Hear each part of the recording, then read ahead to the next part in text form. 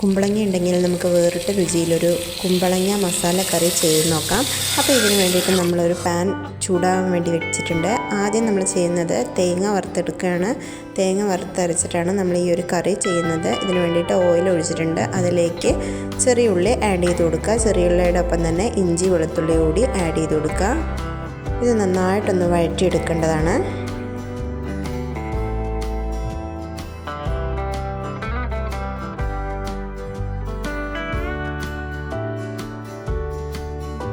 ഇതെല്ലാം തന്നെ വഴണ്ട് വന്നതിന് ശേഷം നമ്മൾ അരമുറി തേങ്ങ ഇതിലേക്ക് ചിരകി ആഡ് ചെയ്ത് കൊടുത്തിട്ടുണ്ട്. തേങ്ങ നല്ലൊരു ബ്രൗൺ നിറമാവുന്നവരെ നന്നായിട്ട് വഴറ്റി കൊടുക്കുക.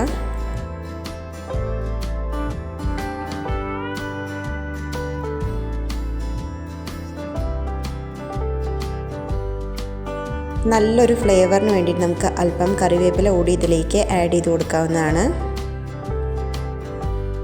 തേങ്ങ നന്നായിട്ട് റോസ്റ്റായി വരുന്ന സമയത്ത് നമുക്കിതിലേക്ക് പെരുംജീരകം ആഡ് ചെയ്ത് കൊടുക്കുക. പെരുംജീരകം ആ ഒരു നല്ലൊരു സ്മെല്ല് തരും.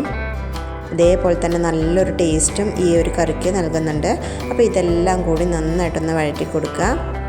തേങ്ങ നന്നായി വഴണ്ടി വന്നതിന് ശേഷം 2 സ്പൂൺ മുളക് പൊടി, 1 സ്പൂൺ മല്ലിപ്പൊടി, ഇത്രയും പൊടികൾ കൂടി ആഡ് ചെയ്ത് നന്നായിട്ടൊന്ന് വഴറ്റി കൊടുക്കുക. അതിൻ്റെ ഒപ്പം തന്നെ 1 സ്പൂൺ ചിക്കൻ മസാല കൂടി ആഡ് ചെയ്യുന്നുണ്ട്.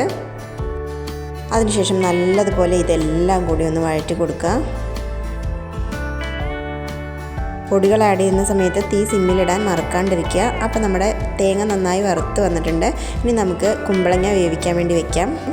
സ്ക്വയർ സൈസിൽ കട്ട് ചെയ്തിട്ടുള്ള കുമ്പളങ്ങയിൽ ആവശ്യത്തിനുള്ള വെള്ളം ഒഴിച്ച് നമ്മൾ വേവിക്കാൻ വേണ്ടി വെച്ചിട്ടുണ്ട്.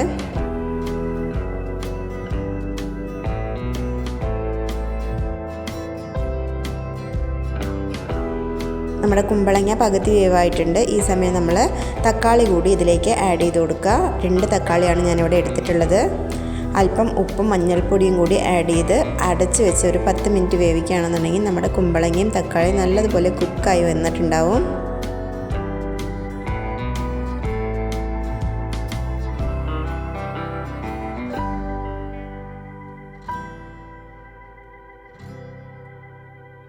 അപ്പോൾ കുമ്പളങ്ങയും തക്കാളിയും നല്ലതുപോലെ വെന്ത് വന്നിട്ടുണ്ട്. ഇനി നമുക്കിതിലേക്ക് നമ്മൾ നേരത്തെ അരച്ച് വെച്ചിട്ടുള്ള അരപ്പാണ് ആഡ് ചെയ്ത് കൊടുക്കാനുള്ളത്. അപ്പോൾ മിക്സി ജാറിൽ നിന്ന് ഈ ഒരു അരപ്പ് കുമ്പളങ്ങയിലേക്ക് ആഡ് ചെയ്ത് കൊടുക്കുക. അതിനുശേഷം നമ്മൾ ആവശ്യത്തിനുള്ള വെള്ളം കൂടി ഒഴിച്ച് ഉപ്പ് കൂടി പാകത്തിനുണ്ടോ എന്ന് നോക്കിയിട്ടുണ്ടെങ്കിൽ നമ്മുടെ കറി റെഡി ആയിട്ടുണ്ടാവും. അപ്പോൾ നമ്മുടെ ചാനൽ ആദ്യമായിട്ട് കാണുന്ന ആരെങ്കിലും ഉണ്ടെന്നുണ്ടെങ്കിൽ ഒന്ന് സബ്സ്ക്രൈബ് ചെയ്തിട്ട് കാണാം. തൊട്ടടുത്തുള്ള ബെല്ലൈക്കൺ എനേബിൾ ചെയ്യുകയാണെന്നുണ്ടെങ്കിൽ ഞാനിടുന്ന വീഡിയോസിൻ്റെ നോട്ടിഫിക്കേഷൻ നിങ്ങൾക്ക് ലഭിക്കുന്നതാണ്. പിന്നെ നമ്മുടെ കടുകുവറ സെക്ഷനാണ്. ഇനി നമുക്ക് കടുകുവറ സെക്ഷനാണ് ബാലൻസ് ഉള്ളത്. അപ്പോൾ ഇതിൽ നമ്മൾ എണ്ണ ചൂടാകാൻ വെച്ച് അതിലേക്ക് കടുകിട്ട് പൊട്ടിച്ച ശേഷം നമ്മൾ വറ്റൽ മുളക് കൂടി ആഡ് ചെയ്ത് കൊടുക്കുക. കറിവേപ്പില അതിനുശേഷം ആഡ് ചെയ്ത് ഈ ഒരു കടുക് വറുത്തതിനെ കറിയിലേക്ക് ഒഴിച്ച് കൊടുക്കുന്ന സമയത്ത് വരുന്ന ആ ഒരു സ്മെല്ല് അടിപൊളിയാണ്.